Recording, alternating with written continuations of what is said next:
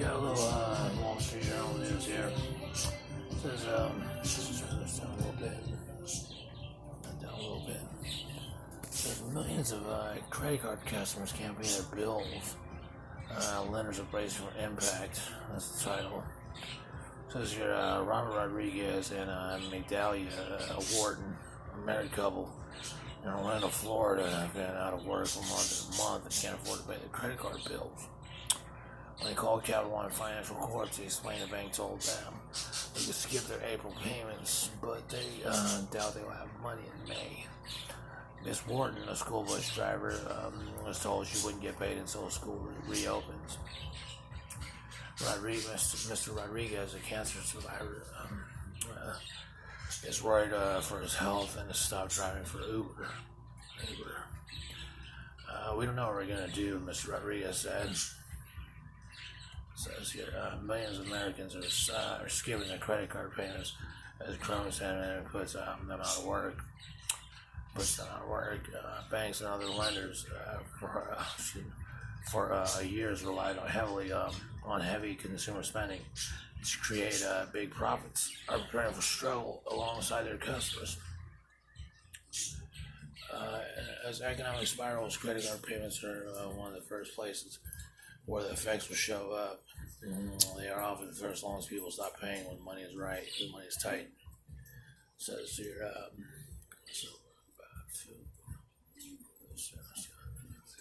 back on cameo. Says they're usually unsecured, which is probably this why. Usually unsecured, which means lenders have a little recourse if a borrower stops paying. Many large card issuers, including Capital One, Discover Financial Services, and Synchrony Financial, are letting borrowers pause their credit card payments for a month or longer. Some are lowering or waiving late fees, interest charges, and even forgiving portions of customers' balances. For those suspensions, will allow some borrowers to stay afloat, but only temporarily. Companies and analysts expect delinquencies and charge-offs to soar later this year. Banks and other lenders can only shoulder the unpaid loans for so long before they face a reckoning too. Shares of Discovery and Synchrony have lost more than half their value so far this year. That is far worse than the broader market, which has declined about 12%. In sectors less exposed, so switch on. Exposed to unemployment worries, such as technology, healthcare, and consumer staples. Read me. Discover and Synchrony said this week that they have allowed hundreds of thousands of borrowers to defer their payments, including many credit card customers. Capital One, which has roughly 120 million credit card accounts in the U.S., according to the Nielsen report, said it enrolled 1% of its active card accounts into deferral programs. Three banks are a good gauge of federal health of the swath of American consumers.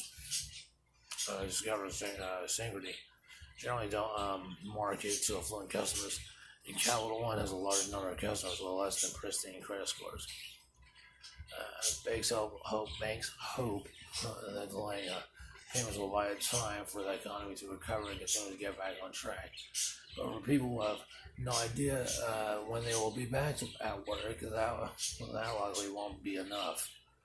Many Americans are already overstretched even before the pandemic, tapping credit cards and other debt at record levels to keep up with soaring costs for college, healthcare, housing, and other expenses. Miranda Owens called Synchrony in March to ask about deferring payments for TJ Maxx, American Outfitters, and JCPenney company credit cards. She accepted an offer to skip the April payments on two of the cards and erase the roughly $50 balance on her JCPenney card. Miss Owens lost her job in Ohio. She lost her job in an auto dealership the same week. Unsure of when she crashed my thing. Sure, when she might return to work. There's almost called synchronicity again this week was told her she could defer TJ Maxx payment and due in early May for another month. She is planning to ask for the same reprieve on her American Eagle card.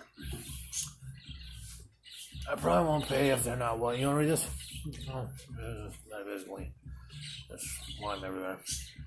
I probably won't pay if they're not willing to work with me, she said. Sandy Spokesman said the bank here is to assist our customers who are experiencing financial hardship as a result of this crisis. Discovery, Capital One, American Express, JP Morgan Chase, and counting other cards together socked away billions of dollars to prepare for big potential loan losses. We have already had significant deterioration, said Roger Hochschild, Discover's chief financial executive in an interview. This is very quick and cataclysmic. Alright.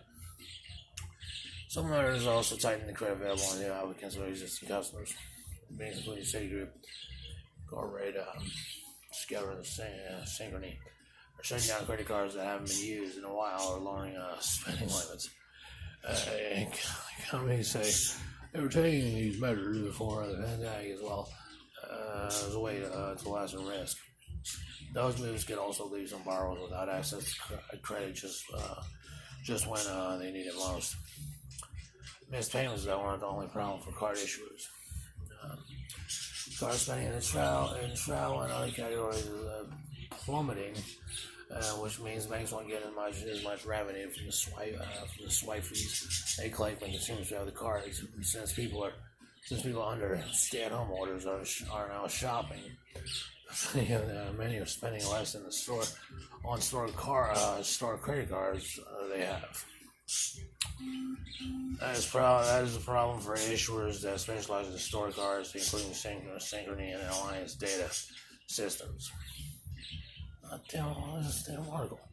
The next 2 years or until everything settles, credit cards will be much less profitable for a risk, said Brian Riley, Director of Credit Advisory Services at Mercator Advisory Group. It says that in Orlando, Mr. Rodriguez and Miss Wharton used Capital. Used the Capital One credit cards to buy groceries, toilet paper, and medical medicine for several weeks after they found themselves out of work. The reason why premium food stamps. They told Capital One they might be able to pay that bill in May. They said they were told to call back in April, and if they were still in financial